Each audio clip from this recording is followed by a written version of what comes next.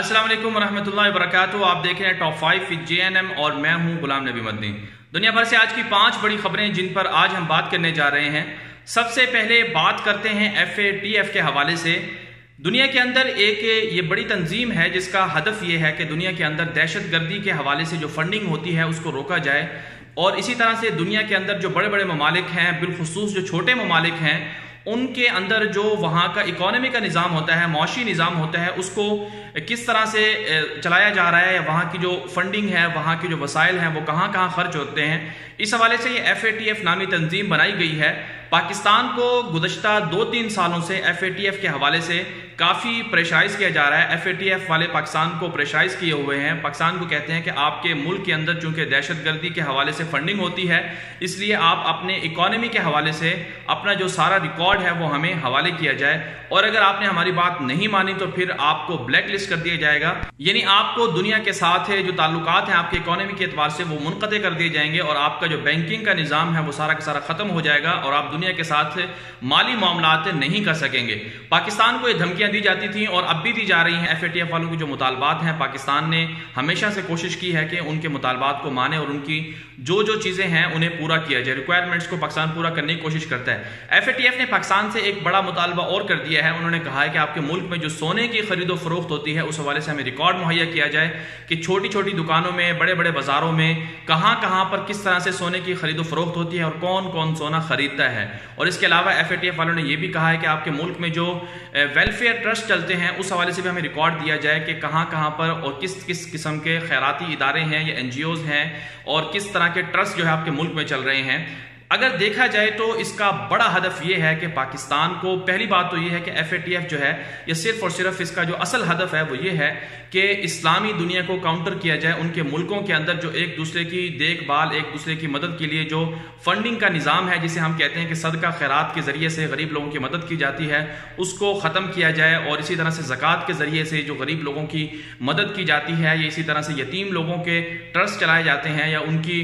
देखभाल की जाती है, उस पूरे के पूरे निज़ाम को कंट्रोल करना, उसे ख़त्म करना, यही हदफ है, यही असल हदफ है इस FATF का। ये वजह है कि हम देखते हैं कि दुनिया के अंदर जो अमीर मुल्क थे, जो इस्लामी दुनिया के बड़े अमीर मुल्क थे, वो गरीब मुल्कों की मदद करते थे, और इसी तरह से इस्लामी दुनिया के अंदर, इस्लामी मुल्कों के अंदर बसने वाले जो लोग थे वो गरीब मुल्कों के अंदर जो गरीब लोग होते थे उनकी मदद करते थे, वहाँ ट्रस्ट चलाते थे, NGOs चलाते थे। उन्होंने वो सारा का सारा जो सिस्टम है वो बंद कर दिया है। बैंकिंग को बुनियादी तौर पर लॉन्च करने का मकसद भी यही था कि पूरा का पूरा जो सिस्टम है, पूरा का पूरा जो माली मामलात हैं, माली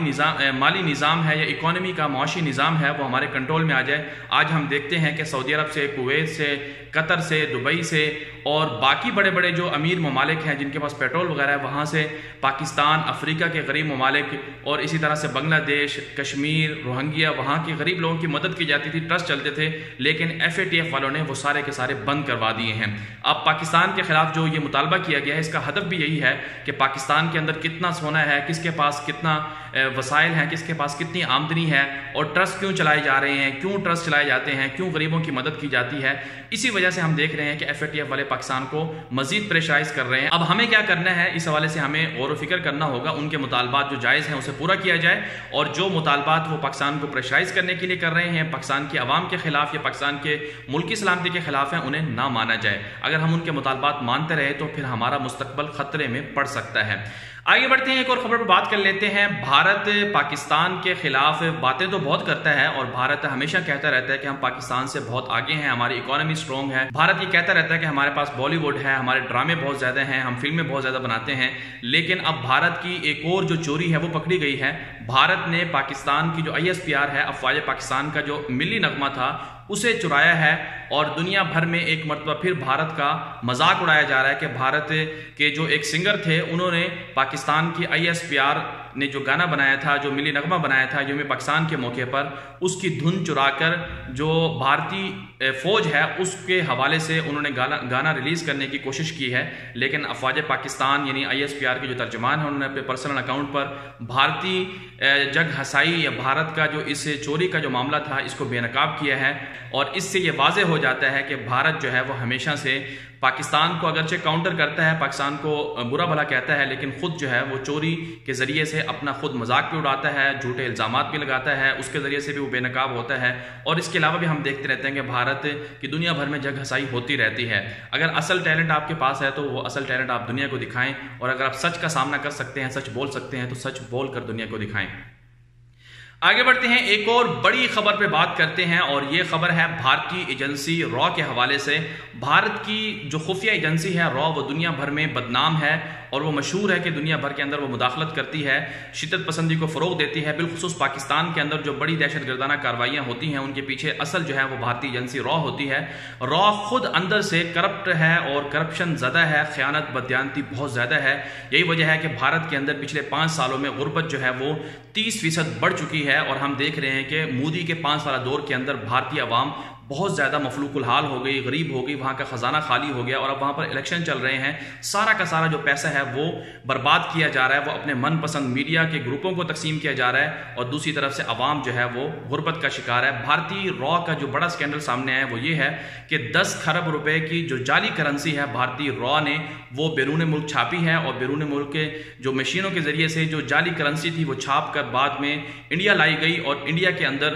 اس کرنسی کے ذریعے سے لوگوں کو خریدا گیا۔ تو اس کا مطلب یہ ہے کہ بھارت کی ایجنسی اور بھارت کی جو فوج ہے وہ ساری کی ساری مودی سرکار نے اپنے ماتحت کی ہوئی ہے، اور مودی اسے استعمال کر رہا ہے۔ یہی وجہ ہے کہ وہاں کی جو اپوزیشن جماعتیں ہیں، وہاں کے جو دیگر لوگ ہیں، وہ اس کرپشن اور خیانت پر آوازیں اٹھا رہے ہیں۔ دنیا کے سامنے جو سب سے بڑا اپنے آپ کو جمہوری ملک کہتا ہے، اس کا یہ چہرہ ہے کہ وہاں پر کرپشن، بددیانتی، خیانت جو ہے وہ عام ہے، وہاں کی افواج میں، وہاں کے بڑے بڑے عہدیدار جو ہیں، بڑے بڑے سرکاری لوگ ہیں اس میں۔ اس حوالے سے بھارت کو غور کرنا چاہیے، اپنے غریب لوگوں کی مدد کرنی چاہیے، اور غریب لوگوں کا جو حق ہے انہیں واپس کرنا چاہیے۔ آگے بڑھتے ہیں، ایک اور خبر پر بات کر لیتے ہیں۔ یہ خبر اسرائیل کے حوالے سے ہے، چونکہ اسرائیل بھی انڈیا کا دوست ہے، تو اسرائیل کے حوالے سے خبر سامنے یہ آئی ہے کہ اسرائیل نے چند دن پہلے ایک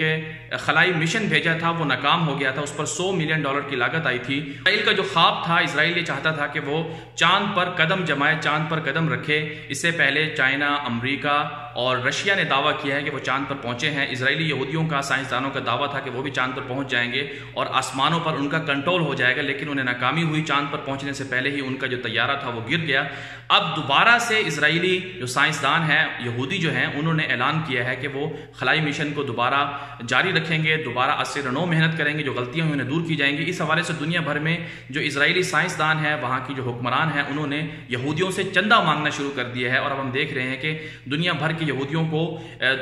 یہودیوں کو یہ دکھایا جا رہا ہے کہ آپ ہماری مدد کریں، ہم نے چاند پر جانا ہے اور ہمیں چندہ دیں۔ اس سے پہلے بھی دنیا بھر کے جو یہودی تھے انہوں نے چندہ دے کر اسرائیل کی جو ایک غاصب سلطنت تھی، اسٹیٹ تھی، ظالم جو اس وقت ہے، فلسطینی جو مسلمان ہیں ان کی زمین پر قبضہ کر کے بنائی تھی، وہ بھی یہودیوں کے چندے سے بنائی گئی تھی، اور اب بھی یہی صورتحال ہے کہ یہودیوں سے چندہ مانگا جا رہا ہے۔ لیکن اللہ نے چاہا تو پھر اس طرح کے منصوبے ان کے ناکام ہوں گے، کیونکہ جو ظالم ہوتا ہے اللہ کو ظلم پسند نہیں ہے، ظالم لوگ پسند نہیں ہیں۔ فلسطینی مسلمانوں کا قتل عام کرنے والے یہودی دنیا کے بدترین ظالم ہیں، ان کے ساتھ اللہ کبھی بھی اچھا سلوک نہیں کرے گا، کیونکہ ظالموں کا ٹھکانہ اللہ تعالیٰ نے خود بتایا ہوا ہے کہ ان کی بربادی اور ناکامی اللہ کے ہاں مقدر ہوتی ہے، اور ظلم جو ہے، ہر جو مظلوم ہوتا ہے اس کی آہ بھی اللہ کے عرش کو ہلاتی ہے۔ تو اللہ تعالیٰ کس طرح سے ظالموں کی مدد کر سکتا ہے۔ آگے بڑھتے ہیں، ایک اور خبر پہ بات کر لیتے ہیں۔ یہ خبر پاکستان کے حوالے سے ہے، ایک اچھی خبر ہے، مثبت پیش رفت ہے۔ امام کعبہ شیخ عبداللہ عواد الجوہنی پاکستان کے 7 روزہ دورے پر ہیں، وہاں پر پیغام اسلام نامی کانفرنس ہوئی اسلام آباد کے اندر، اور اس کانفرنس کے اندر صدر پاکستان اور سفیر جو سعودی عرب کے ہیں نواف المالکی وہ بھی شریک ہوئے، امام کعبہ بھی شریک ہوئے، اور اس پیغام کے ذریعے سے دنیا کو بتایا گیا کہ اسلام کا دہشت گردی سے کوئی تعلق نہیں ہے، دہشت گردی کو جان بوجھ کر نتھی کیا گیا تھا پاکستان کے ساتھ، اور پاکستان بھی پرامن ملک ہے، اور اسی طرح اسلام بھی امن کا درس دیتا ہے، اور یہ کانفرنس بنیادی طور پر بہت اچھی تھی، اس کی جتنی تعریف کی جائے کم ہے۔ اس حوالے سے دنیا کو ایک اچھا پیغام گیا ہے کہ پاکستان کے اندر اسلام کی بات کی جاتی ہے، پاکستان اسلام کا نام لیوا ہے، اسلام کے نام پر بات کرتا ہے، اور دنیا یہ جو دعویٰ کرتی ہے کہ مسلمان دہشت گرد ہیں، یا مسلمانوں کے خلاف اسلامو فوبیا ہے، یا مسلمانوں کے خلاف حملے ہوتے ہیں یورپ کے اندر، وہ سراسر زیادتی پر مبنی ہے۔ اگر ہم دہشت گردی کو کسی مذہب یا مسلک سے جوڑ دیں تو اس کا مطلب ہے کہ دنیا کے سب سے بڑے دہشت گرد جو ہیں وہ عیسائی ہیں، دنیا کے سب سے بڑے دہشت گرد جو ہیں وہ یہودی ہیں۔ اگرچہ حقیقتاً ایسا ہی ہے، ہمارے سامنے جو واقعہ ہے وہ اسی پر دلالت کرتا ہے کہ سب سے زیادہ جو بددیانتی ہے، سب سے زیادہ جو دہشت گردی ہے وہ یہودی یا عیسائی پھیلا رہے ہیں۔ پیغام اسلام کانفرنس جو اسلام آباد میں ہوئی ہے، اس کے ذریعے سے وہ جو شکوک و شبہات تھے، جو الزامات تھے، وہ رد ہوتے ہیں۔ اس حوالے سے پیغام اسلام کانفرنس منعقد کرنے والے جو لوگ ہیں وہ خراج تحسین کے مستحق ہیں، اور پاکستان اور سعودی عرب کے تعلقات کے حوالے سے بھی امام کعبہ کا یہ دورہ انتہائی اچھا تھا، مثبت پیش رفت تھا۔ اس کی جتنی تعریف کی جائے اتنا کم ہے۔ اللہ تعالیٰ سے دعا ہے کہ اللہ تعالیٰ وطن عزیز کو اسی طرح قائم دائم رکھے، سلامت رکھے، اور پاکستان اور دیگر اسلامی دنیا کے تعلقات کو مزید مستحکم کرے۔ آج کے لیے اتنا ہی، اجازت دیجیے، اللہ حافظ۔